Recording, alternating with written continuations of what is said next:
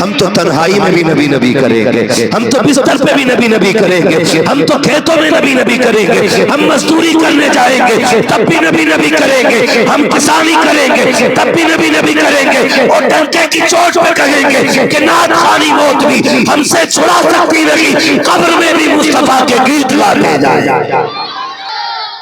मैंने बहुत ऊपर की बात की है। एक नबी बता दो जिसने उनका मिलाद न मनाया, जिसने उनका मिलाद न मनाया। हजरत आदम से ईसा तक हर नबी ये कहता रहा कि वो आने वाले हैं, वो आने वाले हैं, वो आने वाले हैं, और जब आ गए तो हर सुन्नी कह रहा है वो आ गए, वो आ गए, वो आ गए। फिर क्यों ना हर गली से आवाज आए सरकार की आमद, आका की आमद, मक्की की आमद, मदनी की आमद। और यही तो इसे लोग शिर्क कहते हैं, इसे लोग नाजायज कहते हैं। तो सुनो, चलो आला हज़रत को नहीं मानते मत मानो, उनके ऊपर की बात करो।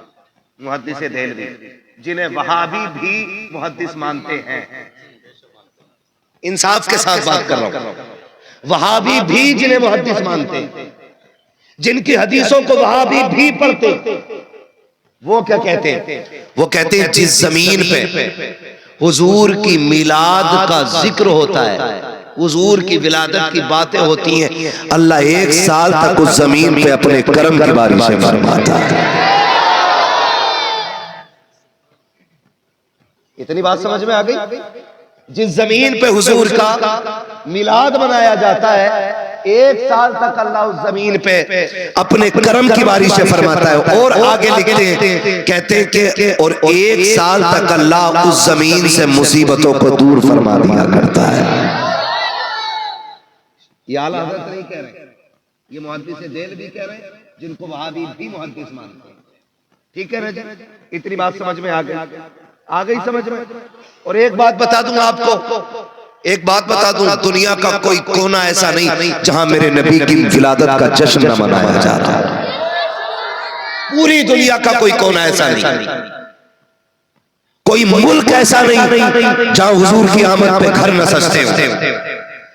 आला हज़रत को कुछ मुल्क वाले जानते हैं, हर मुल्क में आला हज़रत को नहीं जाना जाता, लेकिन जहां आला हज़रत को नहीं जाना जाता वहां भी मिलाद मनाया जाता है। उनसे पूछो आप मिलाद कैसे मनाते हो, तो वो कहते हैं ये मिलाद आज का तरीका नहीं है, हमने अपने बाप से सीखा है, उन्होंने अपने बाप से सीखा है, उन्होंने अपने बाप से सीखा है, उन्होंने अपने बाप से सीखा है। यहाँ तक बताया गया कि ये जो मिलाद मनाया जा रहा है ये आला हज़रत के दौर से नहीं बल्कि मदीने वाले मोहम्मद के दौर से मनाया जा रहा है। सुभान अल्लाह, ये बहुत पहले से मिलाद मनाया जा रहा है। तो मुबारकबाद पेश कर आपने हुजूर का मिलाद सजाया। और एक मोटी सी बात, मोटी सी बात, एक बात बताओ, एक बात बताओ, हुजूर किसके? बोले हुजूर किसके? हमारे हैं ना। तो उनकी बात करने के लिए हमें दलील ढूंढनी पड़ेगी, कोई एविडेंस, कोई सबूत, कोई प्रूफ कि भाई उनकी बात करनी है, किस किताब में लिखा है। मुझे एक बात बताओ, हमारे खानदान में चौथी या पांचवी पीढ़ी में ऊपर कोई जमींदार पैदा हुआ होता है, या कोई राजा हुआ होता है, या कोई उनमें वली होता है, या कोई बड़ा काबिल बंदा होता है, तो हम अपनी नस्लों को किससे सुनाते? अबे सुन, हमारे तीसरे नंबर के जो बाप थे ना, अल्लाह ने उन्हें बड़ा इल्म दिया। बताते हैं कि नहीं बताते? उन्हें बताने के लिए कोई हवाले की जरूरत होती है, कोई कहता कि किस किताब में लिखा है। एक बात बताओ, जब हुजूर हमारे हैं तो उनकी बात करने के लिए अलग से दलील की जरूरत क्या है? उसके लिए भी कोई दलील की जरूरत है।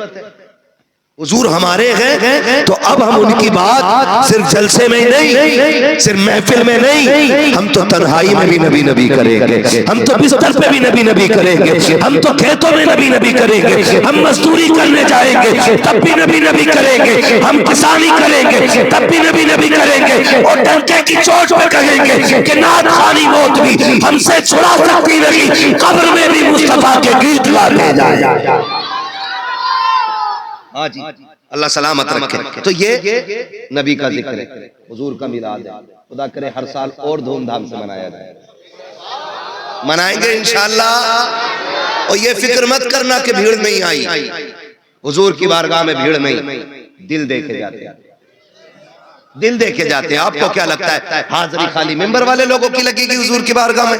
नहीं, हुजूर की बारगाह में इस बच्चे की भी हाजिरी लग गई है, इन छोटे छोटे बच्चों की भी हाजिरी हुजूर की बारगाह में लग गई है। हुजूर से फरिश्ते कहते होंगे या रसूल अल्लाह, देखे ना छोटे छोटे बच्चे भी महफिल में आपको याद कर रहे हैं। हाँ, तो हुजूर को खबर जाती है। हुजूर को मेरे नबी ने फरमाया, साहब फरमाया, जो दिल से दुरूद पढ़ता है मैं अपने कानों से सुनता हूँ, और जो बेदिली से पढ़ता है उसका दुरूद फरिश्ते लेके आते हैं। तो हुजूर का नाम जब भी लो ना तो दिल से ले लो, ताकि डायरेक्ट बात हुजूर तक पहुंचे। करेंगे ना? और अगली बात करूंगा, बड़ी बात करने लगा हूं, अल्लाह करे ये बात हजम हो जाए। मिलाद, झंडे, एक बात और कही जाती है, ओ भाई इतने झंडे लगा रहे हो, उनकी क्या जरूरत है, इसकी जगह गरीबों में दुपट्टे बांट दो। इन झंडों की क्या जरूरत, 4 दिन बाद उड़ जाएंगे। मुझे एक बात बताओ, झंडे, अगर मैं झंडे पे बात करूं तो इलेक्शन आ रहा है, बड़ी कमजोरी से बोल रहे हो। हाँ, तो मैं जो बोलूं जवाब भी दो, सुनने का मतलब ये है। इलेक्शन आ रहा है कि नहीं? है ना? बड़ा वाला इलेक्शन होता है, तो आपने देखा होगा साइकिल का झंडा लगा होता है किसी के दरवाजे पे, कौन सी पार्टी का माना जाता है वो? है ना? और हाथी का झंडा लगा होता है तो मायावती का, और अगर पंजे का ऐसे झंडा होता है तो कांग्रेस का, है ना? समझ रहे हैं ना इतनी बात? और अगर फूल का झंडा लगा होता है तो बीजेपी का ना। क्या मतलब, झंडे से पता लगा लेते हैं कि ये कौन सी पार्टी का बंदा है। साइकिल का लगाया तो समाजवादी के कहलाए, हाथी का लगाया तो मायावती के कहलाए, पंजे का लगाया तो कांग्रेस के कहलाए, फूल का लगाया तो बीजेपी वाले कहलाए। ईद मिलादुन नबी के झंडे लगाया करो, मोहम्मद वाले कहलाया करो। है कि नहीं भाई? ईद मिलादुन नबी का झंडा लगाओ तो हुजूर वाले कहे जाओ, तो फिर इस झंडे पे झगड़ा करते नहीं नहीं नहीं, इसकी जगह दुपट्टे बांट देते। मैंने कहा हम बरेली वाले लोग हैं, तुझसे किसने कह दिया हम बेटियों के दुपट्टे उतार के झंडे बनाते थे, या जो झंडे लगाते थे उनकी बेटियों पे दुपट्टे नहीं होते थे। हम बरेलवी लोग हैं, हम आला हजरत वाले लोग हैं। जा गरीब बेटियों के नाम लिख के लेके आ, खुदा की कसम खा के कहते हैं जब 12वीं का चांद निकलेगा हम गरीबों में दुपट्टे भी बांटेंगे, झंडे भी लगाएंगे, और ये कहेंगे खुदा की कसम ये झंडा भी मदीने वाले के सदके में है और बेटियों का दुपट्टा भी मदीने वाले के सदके में। नारे रिसालत, नारे रिसालत, मसला के आला हजरत हजरत अल्लामा मुफ्ती अहमद रज़ा साहिब किबला, नारे तकबीर। यार जब हर पार्टी का एक झंडा हो सकता है तो मेरे हुजूर का झंडा नहीं होगा? होना चाहिए कि नहीं? क्यों नहीं होना चाहिए भाई? बिला वजह में शोर, झंडा नहीं लगा, झंडा हम लगाएंगे, हम झंडा लगाएंगे।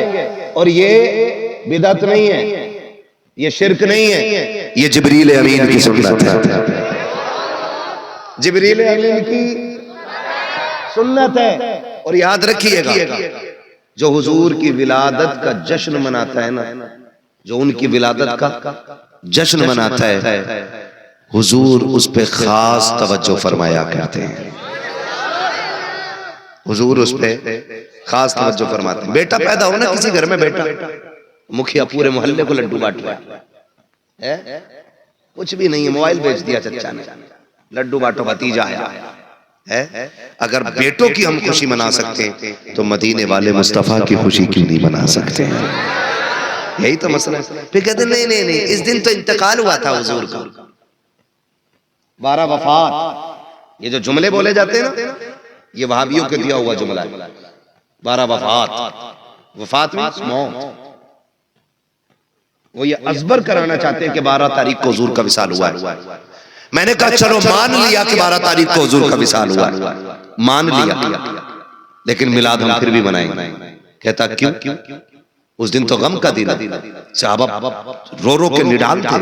मैंने कहा मेरे हुजूर फरमाते हयाती खैरुल लकुम व ममाती खैरुल लकुम, मेरा आना भी तुम्हारे लिए बेहतर, मेरा जाना भी तुम्हारे लिए बेहतर है। हाय हाय हाय, कितनी अच्छी आपने दाद दी है, कसम से कह रहा हूं, हमारी थकन मुर्गे मुसल्लम और बकरों शकरों से नहीं उतरती, हमारी थकन तो आप लोगों की सुभान अल्लाह से उतर जाया करती है ना।